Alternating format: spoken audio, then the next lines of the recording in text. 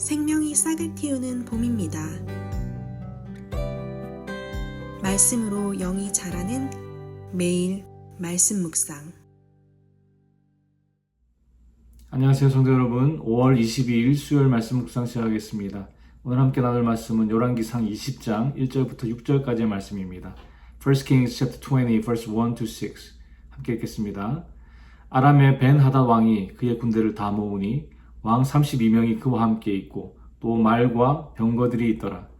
이에 올라가서 사마리아를 에워싸고 그곳을 치며 사자들을 성 안에 있는 이스라엘의 아합 왕에게 보내 이르기를 벤하닷이 그에게 이르되 내 은금은 내 것이요 내 아내들과 내 자녀들의 아름다운 자도 내 것이니라 하매 이스라엘의 왕이 대답하되 말하기를 내 주 왕이여 왕의 말씀같이 나와 내 것은 다 왕의 것이니이다 하였더니 사신들이 다시 와서 이르되 벤하닷이 이르노라 내가 이미 내게 사람을 보내어 말하기를 너는 내 은금과 아내들과 자녀들을 내게 넘기라 하였거니와 내일 이맘때에 내가 내 신하들을 내게 보내리니 그들이 내 집과 내 신하들의 집을 수색하여 내 눈이 기뻐하는 것을 그들의 손으로 잡아 가져가리라 한지라. 열왕기상 17장부터 19장까지 엘리야의 이야기가 등장했는데 20장에 들어오면서 엘리야에 대한 이야기를 잠깐 멈추고 아합 왕에게 일어난 일에 대한 이야기를 시작합니다. 오늘 본문 1절에 보니까 아람 왕 벤하닷이 그가 다스리는 지역의 왕들 32명과 군대를 다 모았는데 보병뿐만 아니라 마병과 병거도 있었다고 기록하고 있습니다. 이스라엘과는 비교되지 않는 수의 병사들은 물론이고 특별한 부대와 무기까지 갖추고 있었던 것이죠. 이 벤하닷은 아람이라는 나라의 왕인데요. 아람은 북이스라엘의 북쪽 국경과 맞닿아 있는 나라입니다. 신약 성경에서는 수리아라는 지명으로 불렸고 현재 공식 명칭은 시리아입니다. 요즘 시리아 하면 사실 내전이나 전쟁으로 생긴 그 시리아 난민들 밖에 생각나지 않는데 한때는 북이스라엘을 끊임없이 공격하고 괴롭혔던 아주 강력한 나라였습니다. 벤하닷의 세력은 북이스라엘의 수도인 사마리아 성을 포위하고 성 안에 있는 아합 왕에게 메신저를 보냈습니다. 3절에 보시면 너의 은금은 내 것이요 너의 아내들과 너의 자녀들의 아름다운 자도 내 것이니라 하매. 수도 사마리아가 포위된 상황에서 아합 왕이 할 수 있는 것이라고는 항복하는 것밖에 없었습니다. 전쟁을 시작하면 다 죽는 것이기 때문에 벤하닷이 요구하는 조공을 바치고 또 속국 관계를 맺는 것이 유일하게 살 수 있는 길이었습니다. 이 당시에 속국의 반란을 막기 위해서 왕자들을 볼모로 데리고 가는 것이 관행이었는데 벤하닷도 아합에게 동일한 요구를 했습니다. 이런 벤하닷의 요구에 아합 왕은 벤하닷을 내 주 왕이여 라고 부르면서 그의 말처럼 아합 자신과 또 그의 모든 것이 벤하닷의 것이라고 그렇게 말을 했습니다. 다 주겠다는 뜻이죠. 그런데 벤하닷이 다시 메신저를 보내서 이렇게 말합니다. 5절과 6절을 다시 한번 읽어보겠습니다. 사신들이 다시 와서 이르되 벤하닷이 이르노라 내가 이미 내게 사람을 보내어 말하기를 너는 내 은금과 아내들과 자녀들을 내게 넘기라 하였거니와 내일 이맘때에 내가 내 신하들을 내게 보내리니 그들이 내 집과 내 신하들의 집을 수색하여 내 눈이 기뻐하는 것을 그들의 손으로 잡아 가져가리라 한지라. 보통 그 당시 전쟁에서 항복 의사를 표명하면 앞으로 조공을 바치게 하고 왕자들을 포함한 가족들을 볼모로 데리고 가는 것에서 마무리가 되었습니다. 만약에 항복하지 않고 끝까지 대항하면 전쟁을 하게 될 것이고 또 왕은 죽임을 당하게 되고 백성들은 포로로 끌려갑니다. 이 북이스라엘이 아수르에게 그리고 남유다가 바벨론에게 그렇게 멸망을 당하게 되죠. 그런데 아합의 경우에는 항복을 했는데도 벤하닷이 무리하고 또 모욕적인 그런 요구를 하고 있습니다. 아합의 집과 또 신하들의 집을 수색해서 마음에 드는 것을 모두 가져가겠다는 것은 지금 당장 이스라엘의 모든 것을 빼앗아 가겠다는 말과 같은 것이죠. 이미 두 왕국 사이에 봉신 관계가 설정이 되었고 아합이 벤하닷에게 내 주 왕이여 라고 부르면서 이 벤하닷이 원하는 대로 모두 따르겠다고 그렇게 말을 했습니다. 그런데도 불구하고 이렇게 행동을 하는 것을 미뤄볼 때 벤하닷이 처음부터 사마리아를 무력으로 약탈할 작정으로 온 것이라고 추측할 수 있겠지요. 여러분, 아합이 왜 이세벨과 결혼했습니까? 이런 외교적인 위기 상황에서 시돈의 도움을 받기 위해서 시돈 왕의 딸 이세벨과 정략 결혼을 했습니다. 그러나 아합은 시돈으로부터 어떠한 외교적 도움도 받을 수 없었습니다. 그리고 아합이 섬기던 바알과 아세라도 그를 도울 수가 없었죠. 아합에게 많은 재물과 또 아내들이 있었지만 그것이 아합을 구원할 수가 없었습니다. 아합이 이 위기 상황 가운데서 아무것도 할 수 없이 무력할 수밖에 없었던 이유는 그가 의지하고 또 붙들었던 모든 것들이 다 헛된 우상이었기 때문입니다.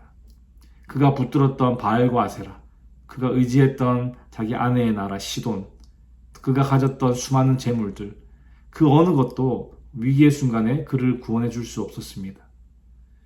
여러분, 우리도 어떤 위기 상황을 대비하기 위해서 많은 준비들을 합니다. 보험도 들고 캐시도 보유하고 나를 도와줄 인간 관계도 만들어 놓고 당연히 그런 준비를 해야지요.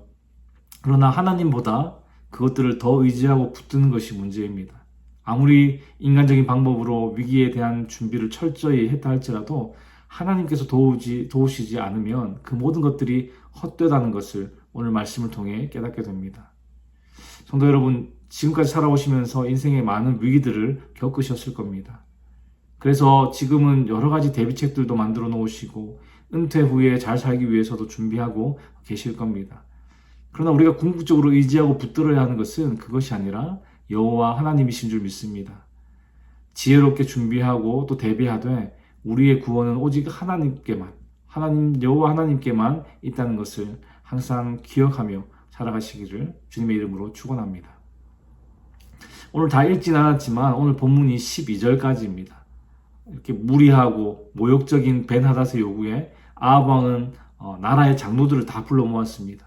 그리고 그는 벤하닷이 자기의 아내들과 자녀들과 또 은금을 빼앗기 위해서 사람을 보냈을 때 그것을 거절하지 못했다라고 그렇게 솔직하게 고백을 했습니다. 그러자 모든 장로들과 백성들이 분노하면서 벤하닷의 말을 듣지도 말고 허락하지도 말라고 그렇게 강권을 했습니다. 아합은 벤하닷의 메신저들에게 매우 겸손하게 또 벤하닷을 내 주 왕께라는 표현을 사용하면서 처음에 제안한 것, 즉 조공과 인질들을 벤하닷이 원하는 대로 보내줄 수는 있지만 군대를 이끌고 왕궁과 사마리아 성내로 들어오는 것에 대해서는 받아들일 수 없다고 벤하닷에게 그렇게 전하라고 했습니다. 벤하닷은 다시 메신저들을 보내서 아합을 협박했습니다. 오늘 본문 10절과 11절을 함께 읽어보겠습니다. 10절 11절입니다. 그때에 벤하닷이 다시 그에게 사람을 보내어 이르되 사마리아에 부스러진 것이 나를 따르는 백성의 무리의 손에 채우기에 족할 것 같으면 신들이 내게 벌 위에 벌을 내림이 마땅하니라 하며 이스라엘 왕이 대답하여 이르되 갑옷 입은 자가 갑옷 벗는 자 같이 자랑하지 못할 것이라 하라 하니라. 협박을 했긴 했는데 우리가 이해하기에는 말이 좀 어려운 것 같습니다. 사마리아에 부스러진 것이 나를 따르는 백성의 무리의 손에 채우기에 족할 것 같으면 신들이 내게 벌을 내리는 것이 마땅하다. 그러니까 사마리아에 부스러진 것이 내 군대의 손을 채우기에 충분하지 않을 거라는 말이죠. 더 쉽게 말하자면 사마리아에서 내 군대가 전리품으로 가져갈 것이 없을 정도로 모조리 파괴해버리겠다라는 위협입니다. 사마리아를 내버리면 군인들의 손에 채울 그 전리품들이 없겠죠. 벤하닷의 선전포고였습니다. 그런데 아합이 어디에서 그런 용기가 났는지 모르겠지만 벤하닷의 위협에 이렇게 대답을 했습니다. 갑옷 입은 자가 갑옷 벗는 자 같이 자랑하지 못할 것이라. 이 표현은 고대 근동 지역에 널리 퍼져 있는 그런 어떤 격언인데요. 진정한 군인은 갑옷을 입을 때 자랑하지 않고 갑옷을 벗을 때 자랑하는 법이다라는 말이죠. 전쟁에서 승리하고 갑옷을 벗기 전까지 함부로 승리를 장담하거나 자랑해서는 안 된다는 의미입니다. 쉽게 말해서 김칫국부터 마시지 말라는 뜻입니다.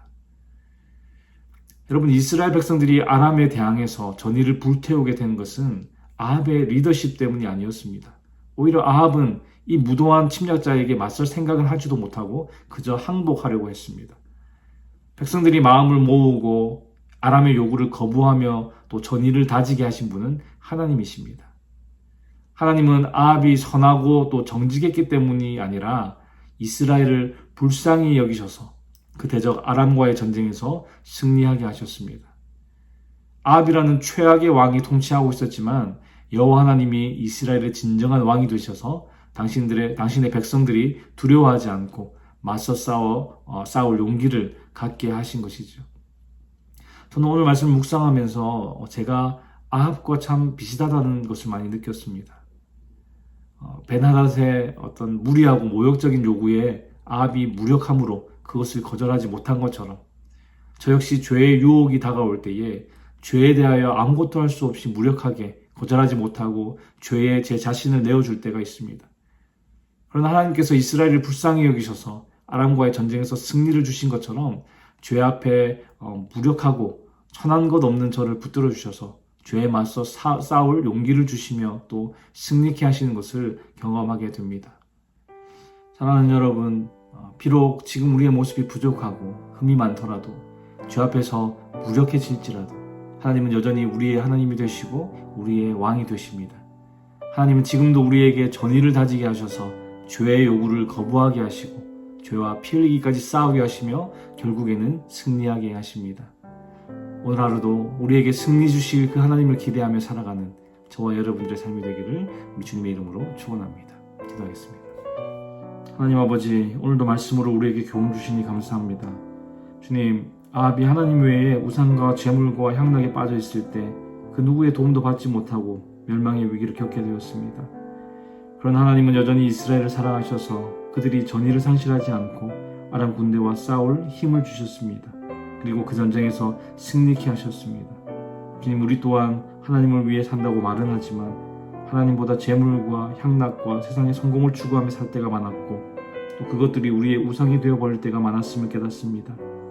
주님, 아합의 죄에서 벗어나게 하시고 무엇보다 우리를 사랑하셔서 죄의 권세와 싸워 승리하게 하실 하나님을 붙들기 원합니다. 오늘 하루도 여호와 니시 하나님께서 우리와 함께하여 주시옵소서. 주님, 오늘도 주께서 주시는 힘과 은혜로 살아가기 원합니다. 주의 도우심으로 승리하는 하루 되게 하여 주시옵소서. 감사를 드리며 예수 그리스도의 이름으로 기도하였습니다. 아멘. 수요일 기도 제목으로 함께 기도하시겠습니다. 교육부 및 청년사역을 위해 기도하실 때 영아부, 유아부, 초등부, 중고등부 교회학교를 통해 어릴 때부터 아이들이 복음을 만나도록, 그리고 대학부, 청년부, EM사역을 통해 영적 부흥이 일어나도록 기도해 주시기 바랍니다. 그리고 구역 예배를 위해 기도하실 때에는 우리 구역장님들이 예배를 성령 충만함으로 인도하도록, 구역장님들이 그 섬김을 통해 각 개인이 먼저 은혜와 복을 받도록 기도해 주시기 바랍니다.